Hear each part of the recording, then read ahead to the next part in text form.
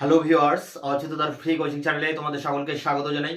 আজকের এই ভিডিওতে তোমরা যারা ক্যালকাটা ইউনিভার্সিটিতে বিএ হিস্ট্রি জেনারেল বা পাশে ফিফথ সেমিস্টারে পড়ছো, তোমাদের যে ডিএসসি A2 পেপারটি রয়েছে আধুনিক ইউরোপের ইতিহাস, এই পেপারটির একটি ইম্পর্টেন্ট প্রশ্ন 2024-25 সাজেশন অনুযায়ী বিসমার্কের রক্ত ও লৌহনীতি, ইংরেজিতে যাকে বলা হয় ব্লাড অ্যান্ড আয়রন পলিসি, এ সম্পর্কে বিস্তারিত আলোচনা করব। আলোচনার শেষে এর যে উত্তরপত্রটি রয়েছে 5 নম্বরের, সেই অ্যান্সার শিট তোমাদের সামনে তুলে ধরবো ভিডিওর একেবারে শেষে। তার আগে বোর্ডে কি লেখা রয়েছে আমরা একবার দেখে নিই। দেখো, BA history general fifth same DSC A2, এখানে প্রশ্ন হচ্ছে বিসমার্কের রক্ত লৌহ নীতি, ব্লাড অ্যান্ড আয়রন পলিসি।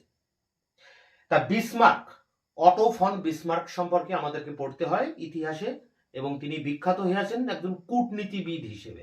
তিনি প্রাশিয়ার প্রধানমন্ত্রী ছিলেন এবং প্রাশিয়ার হয়ে বা প্রাশিয়ার নেতৃত্বে তিনি জার্মানিকে ঐক্যবদ্ধ করেন।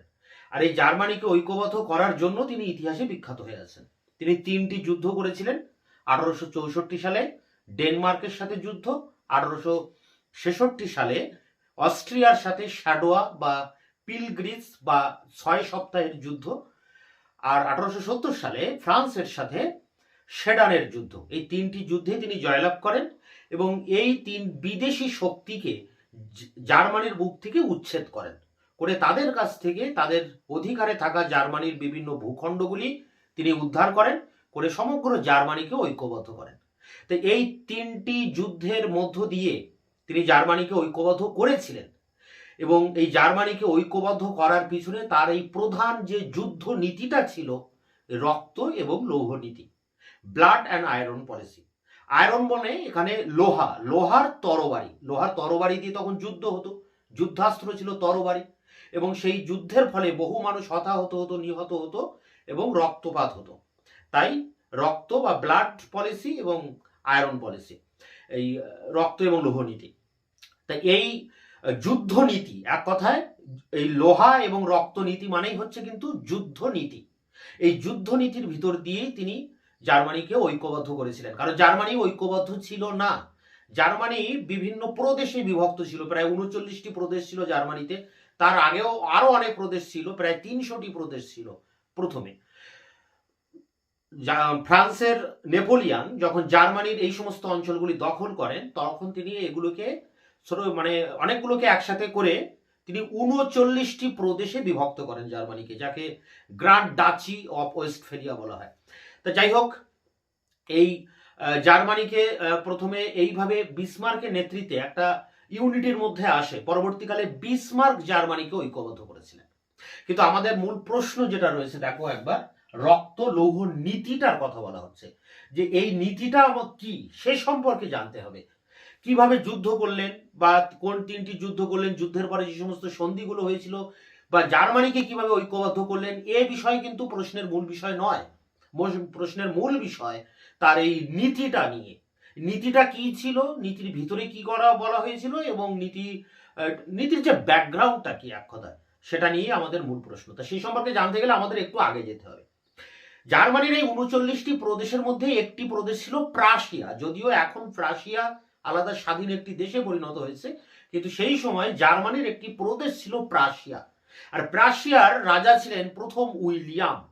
তিনি ছিলেন একজন উচ্চাভিলাষী, সৎ, নির্ভীক প্রকৃতির মানুষ। তিনি জার্মানিকে ঐক্যবদ্ধ করার স্বপ্ন দেখেছিলেন, এবং তিনি এটাও ভেবেছিলেন যে প্রাশিয়ার নেতৃত্বেই সমগ্র জার্মানি ঐক্যবদ্ধ হবে, এবং প্রাশিয়ার যে রাজশক্তি তার প্রতি তার একটা অগাধ বিশ্বাস ছিল।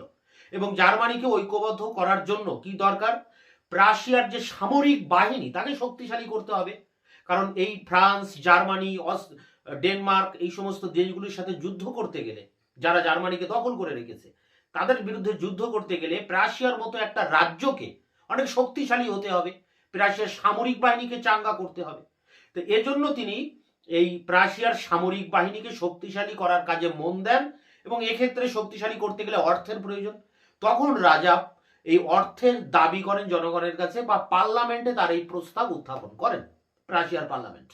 এবার প্রাশিয়ার পার্লামেন্টে যে উদারপন্থী দল ছিল, তারা এই বিষয়টার বিরোধিতা করেন, কারণ উদারবাদী মানুষের এই সেনাবাহিনীর প্রতি ইন্টারেস্ট নেই, থাকবে না।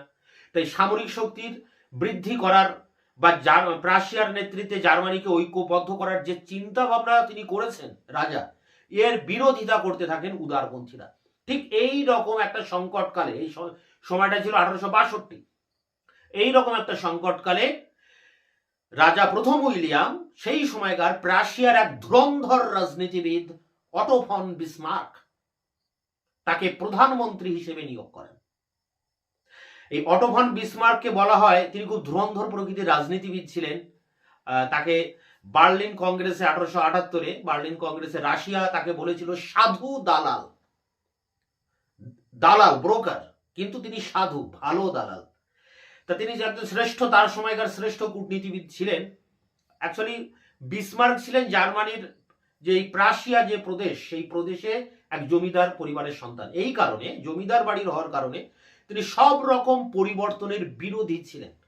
তিনি এই গণতন্ত্র, স্বাধীনতা, গণতন্ত্র বা উদার পন্থার তীব্র বিরোধী ছিলেন এবং তিনি ছিলেন গোড়া রক্ষণশীল প্রকৃতির মানুষ, প্রতিক্রিয়াশীল, যেমনটা মেটারনিককে আমরা পরবর্তীকালে দেখেছি, মানে আগে দেখেছি 1840 থেকে 48 এই সময়ে ফ্রান্সে এই ফরাসি বিপ্লব, জুলাই বিপ্লবের ক্ষেত্রে আমরা দেখেছি যে অস্ট্রিয়ার যে প্রধানমন্ত্রী ছিলেন মেটারনিক, তিনি কিন্তু এই প্রকৃতির মানুষ ছিলেন, তিনিও জমিদার বাড়ির ছেলে ছিলেন। তাই এখানে বিসমার্ক ছিলেন সেই রকম মেটারনিকের মতো রক্ষণশীল, প্রতিক্রিয়াশীল, গোড়া, সব রকমের পরিবর্তনের বিরোধী ছিলেন, গণতন্ত্রের বিরোধী ছিলেন, পরিবর্তনের বিরোধী ছিলেন, কিন্তু পাশাপাশি তিনি আবার এই গণতন্ত্র, উদারবাদ, স্বাধীনতা এগুলোরও তীব্র বিরোধী ছিলেন। এবং তিনি ছিলেন একজন বাস্তব রাজনীতিবিদ, বাস্তব ক্ষেত্রে যেটা প্রয়োজন ঠিক সেইভাবে চলতে হবে, এই টাইপের একটা মানুষ ছিলেন। এবং এই কারণে ওই মানে তিনি একটা বাস্তববাদী, যাকে বলা হয় রিয়েল পলিটিক। এই রিয়েল পলিটিকটা কিন্তু একটা প্রশ্ন আসে অনেক সময় যে রিয়েল পলিটিকটা কি। এই বাস্তববাদী রাজনীতিবিদ ছিলেন তিনি। তার কাছে মানে ন্যায় নীতির কোনো ব্যাপার ছিল না। ন্যায় নীতির ব্যাপার ছিল না বলতে এই যে তিনি ভাবতেন যে কোনো লক্ষ্য যদি মহৎ হয়, কোনো উদ্দেশ্য বা লক্ষ্য যদি, টার্গেটটা যদি মহৎ হয়, যেমন এই ক্ষেত্রে আমি বলতে পারি জার্মানির ঐক্য সাধন, এটা কিন্তু একটা মহৎ উদ্দেশ্য বা মহৎ লক্ষ্য। তাই উদ্দেশ্য লক্ষ্য যদি মহৎ হয়, সেখানে ন্যায় নীতির কোনো প্রশ্ন নেই, ন্যায় নীতির কোনো গুরুত্ব নেই, কোনো দাম নেই। মানে এখানে দাঁড়াচ্ছে যে জার্মানির মতো একটা ঐক্য, জার্মানির ঐক্য সাধন একটা মহৎ কাজ, সেই কাজের ন্যায় নীতির কোনো জায়গা নেই। এবং এখানে যদি 2-4 জন মানুষ বা 200-400 মানুষ যদি যুদ্ধ বাঁধবে, যুদ্ধের ফলে মারাও যায়, সেটাও কিন্তু কোনো কিছু করার নেই বা তেমন কিছু যায় আসে না, এমন একটা নীতি তিনি গ্রহণ করতেন বা তার লক্ষ্যটা এরকম ছিল যে মহৎ উদ্দেশ্যে ন্যায় নীতিকে বলি দিতে হবে। তা এই রকম একটা পরিস্থিতি ছিল বা এরকম চিন্তা ভাবনা করতেন তিনি। এই তার সম্পর্কে ঐতিহাসিক হ্যাজেন একটা বক্তব্য রেখেছিলেন যে তার কাছে, অর্থাৎ বিসমার্কের কাছে এই ন্যায় নীতিটা ছিল গৌণ ব্যাপার, বাস্তব রাজনীতিটাই ছিল তার কাছে মুখ্য বা আসল। তা যাই হোক, এই অটো ফন বিসমার্ক জার্মানির যে জাতীয় সভা, সেই জাতীয় সভার সদস্য হয়েছিলেন 1848 নাগাদ। এরপরে ফ্রাঙ্কফুর্ট পার্লামেন্ট কিছু কাল আগেই ছিল জার্মানিতে, যে ফ্রাঙ্কফুর্ট পার্লামেন্ট জার্মানিকে ঐক্যবদ্ধ করার প্রথম চেষ্টা চালিয়েছিল কিন্তু ব্যর্থ হয়, এই পার্লামেন্টের সদস্য হয়েছিলেন। কিন্তু এদিকে প্রথম চার্লস যখন এই সামরিক শক্তি বৃদ্ধির জন্য কর দাবি করলেন, যখন তার পার্লামেন্টের উদারপন্থীরা তার বিরোধিতা করতে থাকেন 1862 নাগাদ, তখন এই রাজা এই অটো ফন বিসমার্ককে প্রধানমন্ত্রী হিসেবে নিয়োগ করেন। মানে 1862 সাল নাগাদ তিনি জাতীয় সভা থেকে একেবারে রাজার প্রধানমন্ত্রী হিসেবে নিয়োগপত্র পাচ্ছেন। প্রধানমন্ত্রী হওয়ার সময় তিনি শপথ করেন যে প্রাশিয়ার যে রাজশক্তি, তাকে তিনি কখনো হ্রাস করতে দেবেন না, তাকে কমাতে দেবেন না। এবং তিনি নিশ্চিত ছিলেন যে প্রাশিয়ার এই রাজশক্তির অধীনে এবং প্রাশিয়ার নেতৃত্বে সমগ্র জার্মানি ঐক্যবদ্ধ হবে। এবং এক্ষেত্রে তিনি প্রাশিয়ার যে পার্লামেন্ট, সেই পার্লামেন্টে এক বিখ্যাত ভাষণ দিয়েছিলেন, যাকে ঐতিহাসিক ভাষণের মর্যাদা দেওয়া হয় এখন। তিনি বলেছিলেন যে প্রাশিয়ার যে রাজশক্তি, সেই প্রাশিয়ার যে মানে উদারতন্ত্র, সেই উদারতন্ত্রের, যেহেতু উদারবাদীরা বিরোধিতা করছে জার্মানিতে, প্রাশিয়াতে সেই সময়, তাই প্রাশিয়ার যে উদারপন্থী বা উদারপন্থা, প্রাশিয়ার এই উদারপন্থার দিকে জার্মানি তাকিয়ে নেই, জার্মানি এখন তাকিয়ে রয়েছে রাশিয়ার রাজশক্তির প্রতি, এবং জার্মানিকে ঐক্যবদ্ধ করার এই মহৎ কাজে একমাত্র যুদ্ধের দ্বারাই সম্ভব, এবং যুদ্ধের মাধ্যমেই সমগ্র জার্মানি ঐক্যবদ্ধ হবে। এবং এক্ষেত্রে কোনো রকম বিতর্ক বা কোনো রকম গণতন্ত্র বা ভোটাভুটি এগুলোর দিকে কিন্তু জার্মানি তাকিয়ে নেই। জার্মানির এখন তাকিয়ে রয়েছে রাশিয়ার রাজশক্তির প্রতি। তাই এই রাজশক্তিকে বৃদ্ধি করতে হবে, সমর শক্তিকে চাঙ্গা করতে হবে। তার জন্য বিদেশি শক্তির সাথে যুদ্ধ হতে পারে জার্মানিকে ঐক্যবদ্ধ করতে গেলে, এবং সেখানে যুদ্ধ অনিবার্য, এটাও তিনি সেখানে ঘোষণা করেন।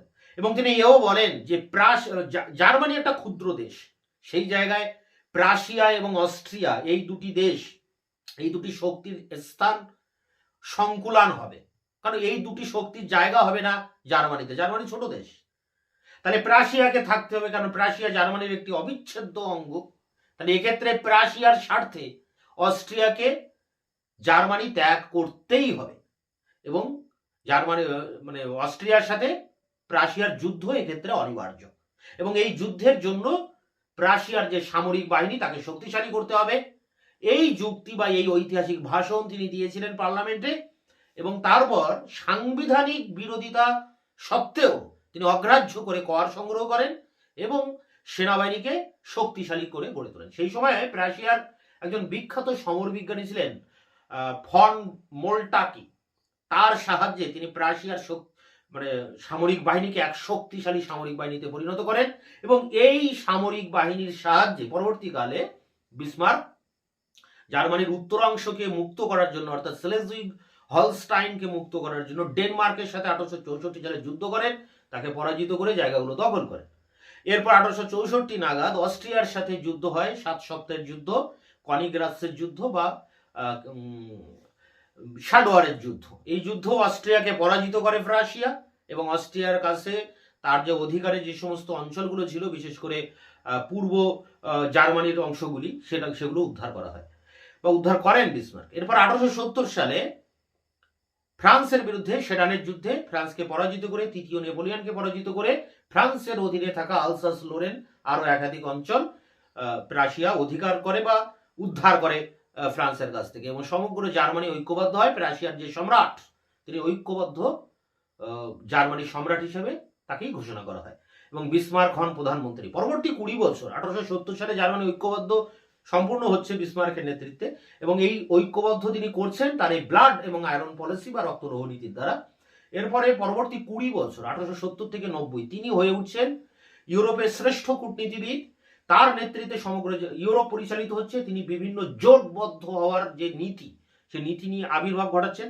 অক্ষশক্তি গড়ে উঠছে তার নেতৃত্বে, বার্লিন সম্মেলন হচ্ছে, এবং পরবর্তীকালে তিনি তার কূটনীতির মূল লক্ষ্য ছিল, কারণ দেখো বিসমার্কের যে কূটনীতি 1870 থেকে 90 একদম টাইম ধরে বলে দেওয়া হয় যে এই সময়টায় বিসমার্ক কিভাবে জার্মানিকে পরিচালনা করেছিলেন, জার্মানির বিদেশ নীতি কি ছিল, বিসমার্কের নীতিটা কি ছিল, তার বৈদেশিক নীতি 1870 থেকে 90 অনার্স লেভেলে পড়তে হয় এটা।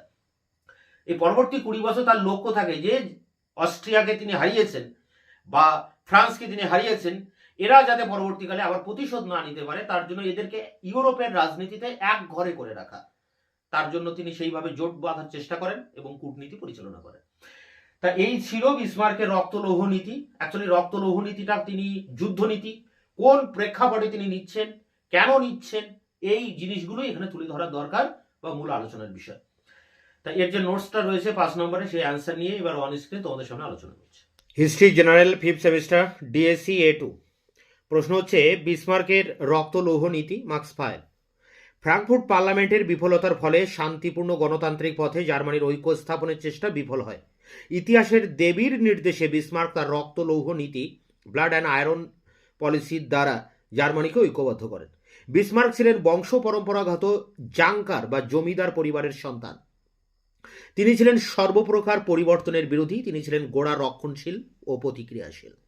গণতন্ত্র, বিপ্লব ও উদারনীতির প্রতি তার বিদ্বেষ ছিল সীমাহীন। তিনি বাস্তববাদী রাজনীতি বা রিয়েল পলিটিকতে বিশ্বাস করতেন এবং মনে করতেন যে লক্ষ্য উদ্দেশ্য মহৎ হলে নৈতিকতা কোনো প্রতিবন্ধকতা হতে পারে না। অধ্যাপক হ্যাজেন বলেন যে তার কাছে ন্যায় নীতি ছিল গৌণ এবং বাস্তব কূটনীতি ছিল আসল। 1845 খ্রিস্টাব্দে তিনি প্রাশিয়ার জাতীয় প্রতিনিধি সভার সভ্য নির্বাচিত হন। তিনি ফ্রাঙ্কফুর্ট পার্লামেন্টেও সদস্য নির্বাচিত হয়েছিলেন। 1862 খ্রিস্টাব্দে জার্মান রাজনীতির এক সংকটকালে 47 বছর বয়সে তিনি প্রাশিয়ার প্রধানমন্ত্রী নিযুক্ত হন। এরপরে দেখো, প্রাশিয়ার রাজা প্রথম উইলিয়ামের সঙ্গে তার পার্লামেন্টের উদারপন্থী সদস্যদের 1862 খ্রিস্টাব্দে প্রাশিয়ার সেনাদল সংগঠন সম্পর্কে এক ঘোর মতভেদ হয়। পার্লামেন্টে প্রাশিয়ার রাজাকে সামরিক সংস্কারের জন্য প্রয়োজনীয় অর্থ বরাদ্দ করতে অস্বীকার করে। এই পরিস্থিতিতে প্রথম উইলিয়াম বিসমার্ককে প্রধানমন্ত্রী হিসেবে 1862 খ্রিস্টাব্দে নিয়োগ করেন। তিনি বিসমার্ক প্রধানমন্ত্রী হিসেবে শপথ গ্রহণের সময় বলেন যে তিনি কিছুতেই প্রাশিয়ার রাজশক্তির ক্ষমতা হ্রাস করতে দেবেন না। বিসমার্ক এ বিষয়ে স্থির নিশ্চয় ছিলেন যে প্রাশিয়ার রাজশক্তির ক্ষমতা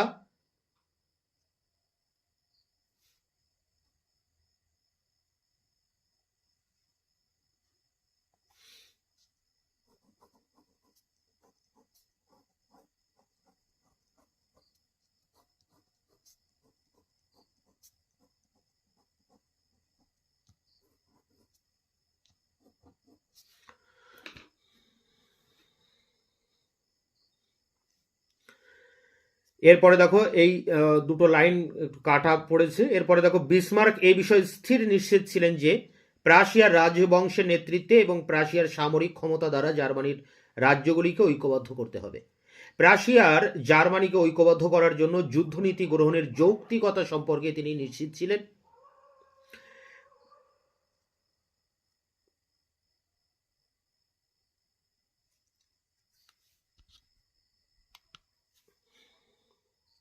প্যারা করে দেখো, শেষ প্যারা। প্রাশীয় পার্লামেন্টে এক ঐতিহাসিক বক্তৃতায় তিনি বলেন যে জার্মানি প্রাশিয়ার উদারতন্ত্রের দিকে তাকিয়ে নেই, প্রাশিয়ার শক্তির দিকে তাকিয়ে আছে। বিতর্ক বা ভোটের দ্বারা জাতীয় সমস্যার অর্থাৎ জার্মানির ঐক্য সমাধান হবে না, লৌহের দ্বারা একমাত্র সমাধান হবে। বিসমার্ক আরও বলেন যে জার্মানি একটি ছোট দেশ, অস্ট্রিয়া প্রাশিয়া দুই শক্তির স্থান, এই দেশে সংকুলান হবে না।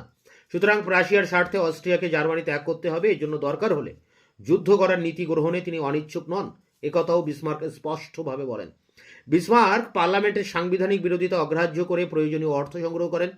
প্রাশিয়ার সেনাদলকে বিখ্যাত সমর বিজ্ঞানী ফন মোলটাকির সাহায্যে এক শক্তিশালী সমরযন্ত্রে পরিণত করেন এবং 1864 থেকে 70 এই 6 বছরের মধ্যে 3টি যুদ্ধের দ্বারা তিনি জার্মানিকে ঐক্যবদ্ধ করেন।